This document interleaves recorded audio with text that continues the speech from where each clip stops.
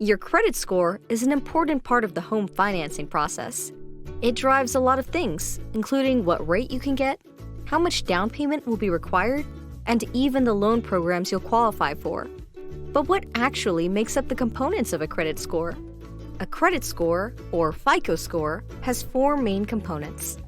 Your payment history accounts for about 35% of your score. This looks at whether your credit has been paid on time in the past, your overall good credit compared to any late payments, and any public records or collections. The amount you owe makes up the next 30% of your score. This looks for any maxed out or close to maxed out accounts, which could be a sign of being overextended. It also looks at how many accounts you have with balances on them. Often, having a few accounts with low usage will score higher than no usage at all.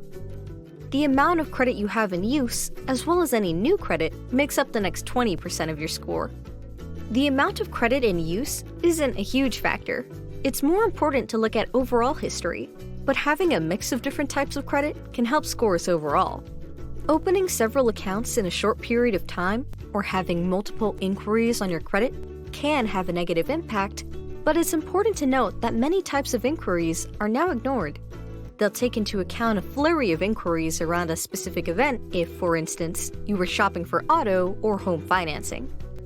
The last 15% of your score is determined by looking at the length of your credit history.